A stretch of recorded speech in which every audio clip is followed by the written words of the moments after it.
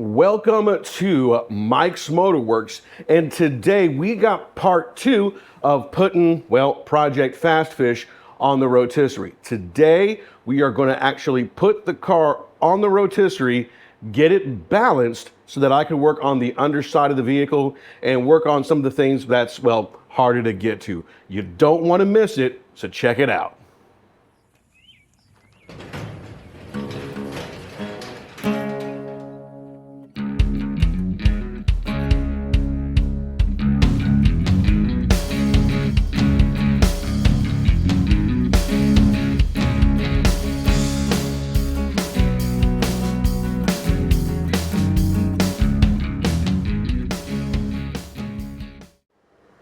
4 years ago from the filming of this particular video segment, we built a jig for Project Fastfish. And the idea of the jig was to keep everything in place while I worked on the main structure. See, the thing is that the E-body Barracuda is kind of like, well, I'm going to be kind of sacrilegious here and say it's kind of like the Mustang in the sense that it is a unibody car. And for those that don't know what unibody is, I explained this on the other episode where I built the jig. But a unibody car is basically where instead of having the frame on the body, okay, or the body on the frame in this case of vehicles, the body is the frame. In other words, it's integrated into the body itself. And that's what modern cars are using today. So with that in mind, when you're working on anything that's deeply structural, as we had to do with Project Fastfish, things needed to be assured that they wouldn't move. And I needed this thing to be mobile because I knew I'd be turning it around and having it move here in the shop, as there wasn't a clean space to work on it, especially with the 72 and moving things around and what have you. So I built this mobile jig in order to facilitate and keep everything straight. Well, now that a majority of the body is taken care of, it is time to work on the underside of the car. But if you notice, there's a slight problem getting up underneath there, especially with somebody built like myself. And there's not a lot of room to work, and I don't like welding and doing these things upside down. And there's some parts where it's going to be easier to fix while it's on a rotisserie. So in the last episode of Mike's Motorworx, we built the rotisserie. It was just something that we assembled. We didn't really build it from scratch and fabricate it. It was already fabricated for us. We just had to put the nuts and bolts together.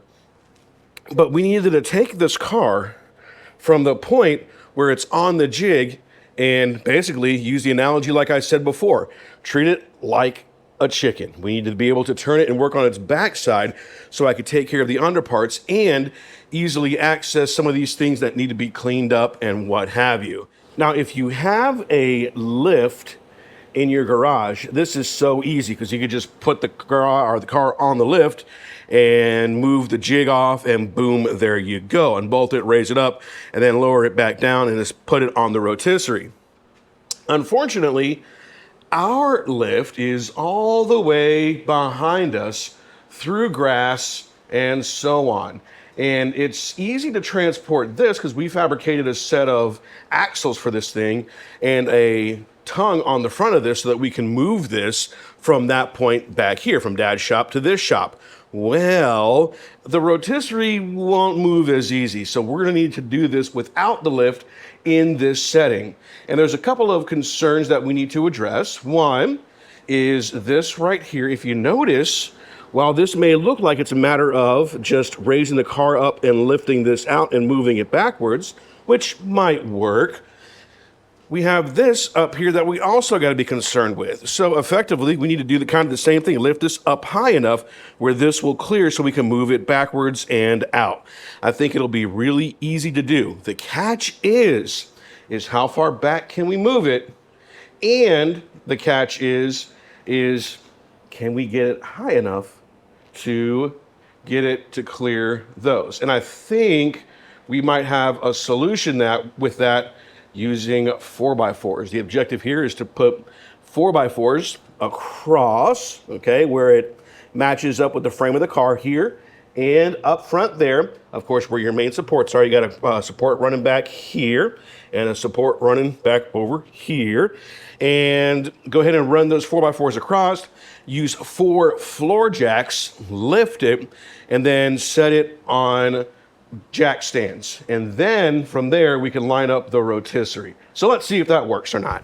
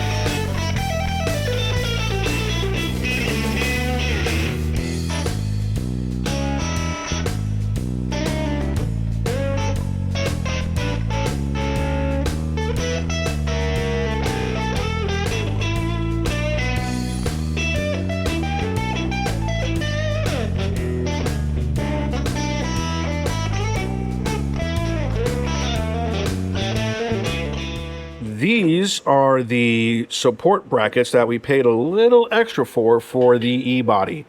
And these actually worked out really, really good. There was no drilling required because they are pre-drilled for us. All we had to do was match up where the threads were. Now, our initial instinct was to put this upside down on the other side, but we found out that our tip here would have been blocked when it came through. Easy solution. We match it up mirror on the other side. Again, matching this one here to this one here, and we'll just turn this guy upside down. We'll get this tied in there and tied in there. And of course, we'll have to make sure that we are even here so that there is even balance. At this point, we have everything mounted up in the front. Now, we haven't put the crossbar in just yet.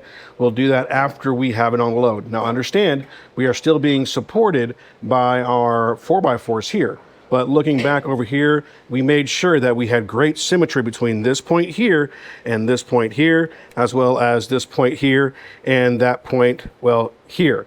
And that ensured that we had great symmetry and we were right in the center line of the vehicle. So as far as the front is, this side is divided equally with this side. Right now we're working on getting the rear shackles on. I say shackles, that's an improper term, but the rear supports on, and we're going to be mounting those to the rear shackle. Right now John's cutting off of the bushing. I'll show you up here. But basically we're going to be mounting those things right here. And basically what will happen is John's cutting off the rubber piece that goes across. And what we're going to do is, here is that rear leaf shackle mount. Not the shackle mount, but just the mount for that. And basically it'll fit right across here. I got to spread this out just a little bit. But basically we'll run a bolt through here, run our new piece into that, snug it down, and we should be good from there. And we'll make sure that we're divided properly between the half of the vehicle. So let's go ahead and get this thing set and bolt it in. Looking at how things turned out back here, and just as we said before, we went ahead and ran those bolts all the way through. We did have to take the bushings all the way out, and we tightened those really, really tight so it wouldn't move and shift around. And again, we made sure that this side was equal to this side.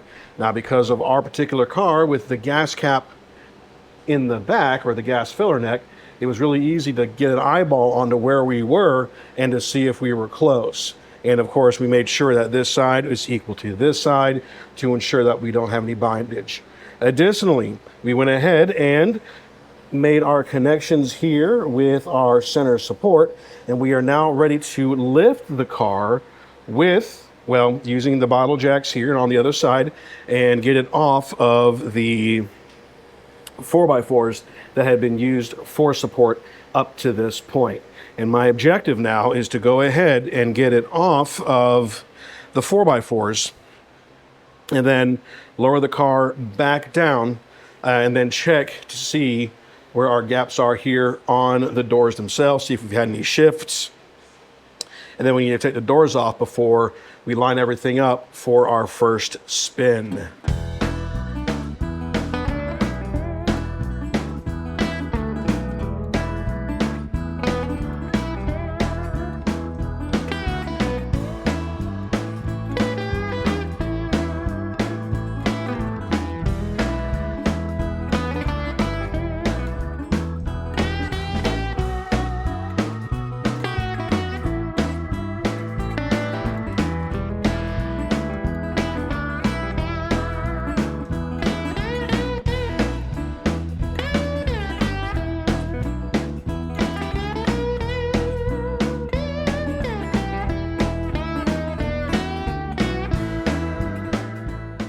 Well, it's the next week and everything is still where it was where we left it. Today, we are going to go ahead and try to find a balance. Now, the key with the balance is one of two things. This is your rotating point, not here, down here, but up here. This is where it'll swing. No matter where this is set at, relatively speaking, this should swing regardless. It's just where the center of balance is. Over here, we got the same exact thing. Where that center point is, we just got to match up where I'm pointing out my finger here. See if my finger gets in the way. That thing is, just like you saw over there, that is our center rotation point. We have to find the center of balance. Now, when I say center of balance, I'm talking relative to the car itself. And, you know, this thing is weighted a little bit differently than people think. And each car has its own weight, right? Right now, we have the doors on. We're pretty certain that they will stay secure for this initial test. And it's not really going to change the center of balance too much when we get it set. Now, right now, if you were looking at this and looking at the car, I would do a further back, but I've got limited space here, all right? Based off this front, the center of balance right now is coming through the cowl and almost parallel with the inner aprons there, going back across just shy of the door and up the inner fender. Now, it's our suspicion that the center of balance is a little too low, at least on the front end. So we're gonna have to raise the front end a little bit. Now, right now the car is level itself, as it should be. We put a level here on our rocker panel, and our rocker panel is a good measuring point for level. And that's where the factory sets level at, and it is parallel with the ground itself. So with that in mind, we'll need to make adjustments here and at the front. And we do that, well, with our little screw handle here, and that should raise this to make it level. So I'm gonna go ahead and set a time lapse up, and you're gonna see us kind of work this thing until we find a level point.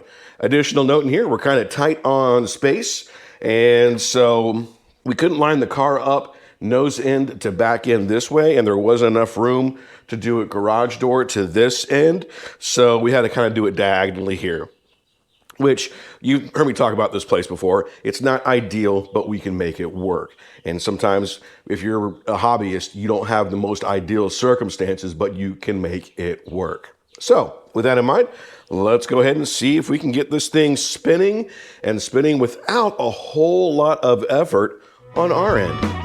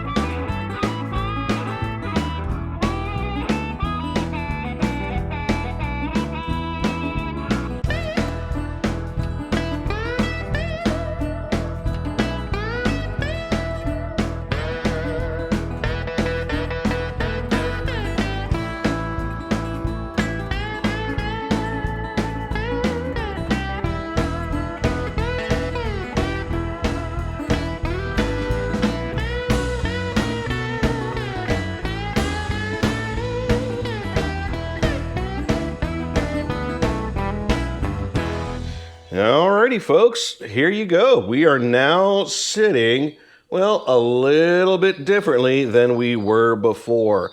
And yes, we got the CUDA doing its best impression of, well, a roasting chicken. So here we go. Let's go ahead and take a look underneath here. You can see that now we have access to the things we need to get to. Now I'm going to focus more on this on the next episode of Project Fast Fish, but you can kind of walk through and you can see how much easier it is to get to things underneath here and go through and fix some of the smaller details or the areas that were more difficult to reach.